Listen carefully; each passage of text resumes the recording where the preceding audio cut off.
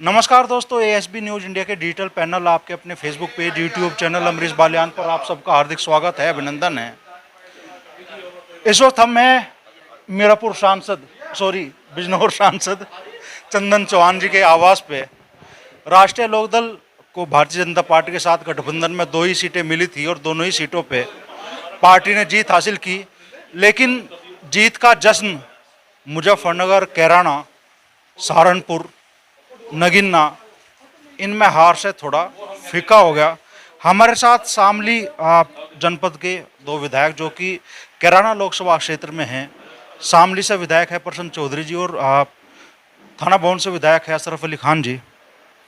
तो विधायक जी, शामली विधानसभा तो आप लोग जीत गए, लेकिन पूरे लोकसभा में जो चुनाव परिणाम पलटा और इतने अंतर से पलटा, क्या वजह मानते हैं उसके पीछे? देखो मैं तो उन कार्यकर्ताओं का और जनता का जो जनमत आया है उसका सम्मान करता हूं, जो फैसला जनता ने दिया है उसका सम्मान करता हूं। लेकिन हर चुनाव का एक ट्रेंड बदल जाता है।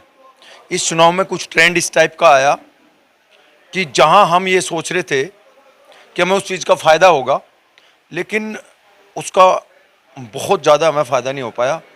और जो हम आदरणीय नरेंद्र मोदी जी का नारा था 400 पार का, वो नारा इतना पॉपुलर कर दिया कार्यकर्ताओं ने, भारतीय जनता पार्टी एनडीए गठबंधन ने। कुछ लोग उसका एक्सेस होने के कारण फ़ायदा उठा लेंगे और उन्होंने संविधान के बारे में बात चला दी। कल ये इतना बड़ा बहुमत आ जाएगा, ये तो संविधान को तोड़ देंगे, ये कर देंगे, वो कर देंगे। उससे एक वर्ग, दलित समाज वर्ग, वो नाराज हो गया काफ़ी। और दलित समाज की वोट जो है वो इंडिया गठबंधन में चलेगी, सपा पर चलेगी। उसके रीजन के कारण ही कैराना लोकसभा हम हारे हैं। नहीं तो बूथ वाइज आप चेक कर सकते हो, जो बूथ की हम देखेंगे, हर बूथ पर जो चेक करेंगे उसमें हमें उससे अंदाज़ा होता है कि यहाँ किसान बिरादरी का वोट भी आदरणीय चौधरी जैन सिंह जी के प्रभाव के कारण, आदरणीय चौधरी जैन सिंह जी के निर्देश के कारण एनडीए गठबंधन और कमल के निशान पर पड़ा है। तो मतदान के बाद भी आपको आकलन नहीं था इसका? चूंकि मतगणना से पहले तो हमने आपका इंटरव्यू लिया, आपने दावा किया था कम से कम 40,000 वोटों के अंतर से जीत का। मेरी बात सुनो, मैं जो अभी शामली विधानसभा का आपको बताऊं, मैं जो शामली विधानसभा आदरणीय प्रदीप चौधरी जी की जितनी वोट गिनी थी वो इतनी मिली है, इतनी वोट मिली है जो मैंने काउंटिंग करी थी। लेकिन जो बीएसपी की वोट मैंने काउंट करी थी वो उससे 5-6 हज़ार वोट, 8,000 वोट कम हो जाए। और जो मैंने सपा की वोट काउंट करी थी वो उनकी नई वोट ट्रांसफर होकर उस पर चली गई है। हमारे लोकसभा कैराने में लगभग 1.25 लाख वोट, 1 लाख से ऊपर वोट बीएसपी को मिलना चाहिए था, जो केवल मात्र 75,000 पर रह गया। और ये 50,000 वोट ट्रांसफर होकर सपा प्रत्याशी पर गया है। उस सारे में यही ट्रेंड है, पूरी लोकसभा में यही ट्रेंड है। और मुझे ऐसा लग रहा कि पूरे प्रदेश में यही ट्रेंड है। और ये ट्रेंड आता है कभी कभी। जब विधानसभा का चुनाव था, हमने एक गाना आया था RLD आयरे, और उस गाने का हमें बहुत फायदा मिला था। लेकिन जब वो गाना शादियों में बजना शुरू हो गया और वो एक्सेस हो गया, बहुत ज़्यादा एक्सेस हो गया, तो कुछ लोगों ने उसका फायदा उठाया। कल भाई ये तो देखो कैसे नाच रहे हैं, डांस कर रहे हैं। तो उसकी वजह से कुछ लोग नेगेटिव चले गए फिर एक्सेस होने के कारण। वही रीजन अब क्या हो गया। भीतरघात भी हुई क्या? कुछ नहीं, देखो मैं तो कार्यकर्ता का सम्मान करता हूँ। इसमें भारतीय जनता पार्टी के और राष्ट्रीय लोकदल के सभी कार्यकर्ताओं ने अपनी मेहनत करी। ऐसा तो हुई करे, कोई कुछ कम मेहनत करेगा, कोई ज़्यादा कर ले। भाई जैसे हम तो किसान आदमी जी, ईंख छुल रहे, एक पूरी करे 10, एक करे 4, एक सुबह उठ कर 4 बजे आ जाए, एक अब 8 बजे उठ के, इतना तो फर्क होया करे। कोई ज़्यादा लग जाए, कूद फांसी कर ले, कोई कम कर ले, सबका सहयोग मिला, सबने मेहनत करी है। एनडीए का प्रत्येक कार्यकर्ता, भारतीय जनता पार्टी का भी और राष्ट्रीय लोकदल की, सबने मेहनत करी, सब लगे हैं। केवल ये ट्रेंड चेंज हुआ है और केवल जो मैंने आपको बताया, दलित का वोट उधर ट्रांसफर हो गया, उसकी वजह से हम चुनाव हार गए। नहीं तो इसमें कार्यकर्ता की उसकी कोई गलती नहीं। कहा तो जा रहा कुछ बड़े चेहरे खिलाफत में थे, और कहा जा रहा भाई जहां आप 4 लोगों की बात कर रहे हो, ऐसा भी तो हो कोई कि पुली ठहरा दूसरे की ट्रॉली में घेरिया हुआ है। नहीं, ऐसा कुछ नहीं हुआ है यार, ऐसा कैसे हो जाएगा ना। मैं बताया तो, भाई हम किसान है कि फावड़े की बात कर ले। एक आदमी खोदन जाग रहे हैं जी, पता नहीं था यही खोदने का, यही खोदन जा फावड़ा लेकर मंडे हैं। एक तो 2 फुट खोद देगा, एक उसी टाइम में 10 फुट खोद देगा। तो 2 वाला भी तो लग रहा है बेचारा।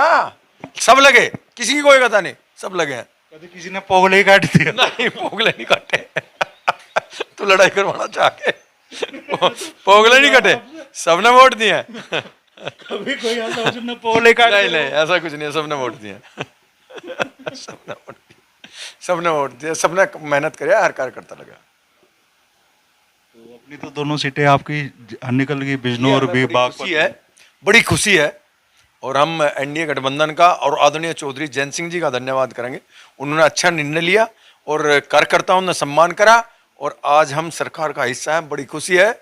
और हमें आशा है जैसे स्वर्गीय चौधरी चरण सिंह जी ने सत्ता में रह के वो ऐतिहासिक काम किए थे जिनकी वजह से आज पश्चिम उत्तर प्रदेश का किसानों का वजूद बचा है, ऐसे ही आदरणीय चौधरी जैन सिंह जी को, जो एक बहुत ही क्रिएटिव, क्रियाशील, विचारशील व्यक्ति हैं, उन्हें अब चांस मिला है। अब चांस मिला है तो आशा है और करेंगे भी, वो कोई ना कोई एक ऐतिहासिक कदम ऐसा उठाएंगे, ऐतिहासिक कार्य ऐसा करेंगे जो भारत के लोकतंत्र में दर्ज होगा। अब चांस मिला है उन्हें और पक्का होगा। हम सब लोगों को संतुष्ट करेंगे और सब युवाओं को, किसानों को सब साथ लेकर और जो भी हमारे से भरसक प्रयास होगा संतुष्ट करेंगे। अच्छा, मुजफ्फरनगर के चुनाव परिणाम को कैसे देखते हैं? अरे मुझे तू दूसरी जगह क्यों ले जा भाई, तू बिजनौर का क्यों ना कहता? कैंडिडेट थे आप मुजफ्फरनगर, आप संभावित प्रत्याशी थे मुजफ्फरनगर से, इसलिए पूछ रहा हूं। जब थे तो परिणाम पर तो बता दो। अब परिणाम पे क्या बता दूं मैं? अरे जनता का फैसला है, ठीक है, जो आ गया आ गया, हार जीत होए करे, अब क्या देख लेंगे। कुछ लोग उल्टे सीधी बकवास कर रहे हैं, पहले वो अपने अंदर गिरेबैन में झांक ले और जितना उनमें दम है इतनी बात करें। समय अदलता बदलता रहे, एक जैसा समय नहीं रहता, समय अदलता बदलता रहे, सोच समझ के वो देना चाहिए कोई भी वक्तव्य। सब जानते हैं, जनता सब समझती है और बेकार की फालतू की बात करने से कुछ नहीं होता। होया करे, आ गया समय आ गया, हम जनता का सम्मान करते हैं। तू बिजनौर की बात कर, तू बागपत की बात कर, तू एनडीए गठबंधन की सरकार बना लगी उसकी बात। सहारनपुर की नगरों, नगीना की नगरों है वो बिजनौर बागपत। फिर वही बात है। नहीं विधायक जी, सुनो, हमारे साथ में है थाना भवन विधायक अशरफ अली खान जी। थाना भवन में कांटे का मुकाबला रहा और बहुत हार जीत का जो अंतर रहा बहुत मामूली मतों का रहा। कैसे इस चुनाव परिणाम को देखते हैं विधायक जी? चुनाव परिणाम देखें, हम जो अलायंस में हमारी सीटें बागपत, बिजनौर हम लोग जीते हैं, मगर कैराना हम लोग लूज़ कर गए और मुजफ्फरनगर, और इसका कहीं ना कहीं कोई मैं समझता हूँ कि कमी रही है, उस पर मंथन होगा। जो उस तरह की हमारी कमी रही होंगी उनको हम दूर करने का काम करेंगे। और बिजनौर में आप देखें कितनी अच्छी जीत हुई है, बागपत में बहुत अच्छा हमारा मतलब प्रदर्शन रहा, 1 लाख से ऊपर हम वहाँ जीते हैं। तो जो कमियाँ रही हैं मैंने आपको कहा, उसके बारे में देखा जाएगा। अभी तो क्योंकि जीत के निपटे हैं, सरकार का गठन हो जाए, गठन होने के बाद में फिर इस पर भी सब मंथन होगा और आगे का हम सब लोग मिलके मजबूती के साथ बढ़ेंगे। अच्छा विधायक जी, आप विधानसभा चुनाव में आप लोगों को मुस्लिम मतदाताओं का भरपूर साथ मिला था समाजवादी पार्टी के साथ गठबंधन में। इस बार मुस्लिम मतदाताओं की नाराजगी का सामना भी आप लोगों को करना पड़ा है क्या इस चुनाव में? नहीं, देखें, अलायंस हमारा चेंज हुआ है, फ़र्क तो पड़ता है, इसमें कोई कहने वाली बात नहीं है। मगर हम लोग गए और आप देखें, आप बिजनौर में देखिए, इन्हें चंदन सिंह जी को हर गांव में जो है हमारे अल्पसंख्यकों के वोट मिले हैं। और इसी तरीके से आपका बागपत पे भी, क्योंकि हम काम करते थे बागपत पे भी, हमने देखा है ठीक ठाक उसका वो रहा है। और अब हम इसमें लग के जितने भी पार्टी के हमारे लोग हैं जो अल्पसंख्यक समाज से आते हैं, जो जिम्मेदार लोग हैं, मेहनत करेंगे इस पे भी कि आगे आने वाले टाइम में सब लोग जुड़ के चलें। क्योंकि हमारे नेता माने जयंत चौधरी जी का ने हमेशा जो है भाईचारे का नारा दिया है। भाईचारे के सम्मेलन हमारे पहले भी होते आए, आगे भी होंगे। और हम सब लोगों को, ये ही नहीं अल्पसंख्यकों को, हमें सबको, दलितों को अपने साथ जोड़ना है, पिछड़ों को जोड़ना है, पिछड़ों को जोड़ना है। और एक ऐसे पॉलिटिकल वो बनाना है हमें जो बड़े चौधरी साहब के, चौधरी चरण सिंह जी के टाइम से चलता था, कि सभी को जोड़ के हमें आगे बढ़ना है। और हमें बड़ी खुशी है, हमारे नेता माननीय जयंत चौधरी जी के बड़े अच्छे फैसले जो है इस इलेक्शन में, इस अलायंस में रहे हैं। और जहाँ जहाँ वो गए हैं, जो उनका कोर वोटर था वो पूरी तरीके से जो है गठबंधन के कैंडिडेट को जो है ट्रांसफ़र हुआ है। आप देखें शामली पे हमारी बड़ी जीत है, थाने भवन पे बहुत कम मार्जिन से हम वो कर गए हैं, और मुश्किल से 500-600 वोट का फ़र्क है जो ना के बराबर है। और इस पे भी हमें, मगर हम इसको ये समझते हैं कि इन चीज़ों पे भी हम बहुत बारीकी से मंथन करके और इनको दूर करने का काम करेंगे। अच्छा, चौधरी चरण सिंह जी ने तो समीकरण बनाया था जाट मुस्लिम का, वो समीकरण दोबारा से पैदा भी हो गया था 2022 के चुनाव में, हमने खूब देखा। और उसी समीकरण का असर था कि भाई शामली की तीनों की 3 विधानसभा और मुजफ्फरनगर की 4 विधानसभा आप लोगों ने उस टाइम जीती थी 6 में से, और बाद में आप लोगों ने खतौली भी जीती। वो समीकरण टूटने का कुछ राजनीतिक नफा नुकसान हो रहा है क्या? देखिए, हर इलेक्शन में अपना स्किनरियो जो है वो बदलता है। विधानसभा में कुछ वो था, अब लोकसभा में हमारा अलायंस चेंज हुआ है, इसमें कुछ हुआ है। और मैंने आपको पहले से कह रहा हूँ इस बात को कि अब आगे आने वाले 2027 की हम लोग तैयारी करेंगे। और मैंने ये आपको कहा है कि हमारे नेता, राष्ट्रीय लोकदल की जो हमारे नेता माननीय जयंत चौधरी जयंत सिंह जी, और जो राष्ट्रीय लोकदल की जो सोच है, जो हमारी नीति है, वो सबको, सर समाज को आगे लेके बढ़ने का हमारा जो है टारगेट है। उसमें सोचते हैं हम लोग, उसमें सब दलित भी आते हैं। हमारे नेता माननीय जयंत चौधरी जी ने हमें सभी विधायकों को ये निर्देश दिए हुए हैं कि हमें 33% अपनी निधि दलित समाज के लोगों में खर्च करनी पड़ेगी। देखें कितनी अच्छी सोच है, बताइए किस पार्टी ने कोई ऐसा अनाउंस किया है। तो इसी तरीके से वो ये कहते हैं कि सबके अपलिफ्टमेंट के बारे में हमें सोचना है, हमारे युवाओं को रोज़गार मिले, हमारे किसानों को टाइम से गन्ने का पेमेंट हो, जिससे कि उनके घरों में रौनक आए। उसी को लेकर हम कोशिश करते हैं। आप देखते हैं हर सत्र में विधानसभा के और लोकसभा में भी चौधरी साहब हमेशा किसानों के बारे में, दलितों के बारे में, पिछड़ों के बारे में, अल्पसंख्यकों के बारे में बात रखते हैं। और उसको उन्हीं, वही हमारी पार्टी की जो एक सोच है, और उसे हम आगे बढ़ाने का काम हम लोग करते रहेंगे और करेंगे। जो इलेक्शन की आप बात कह रहे थे, इलेक्शन में हर उसका अलग अलग वो होता है।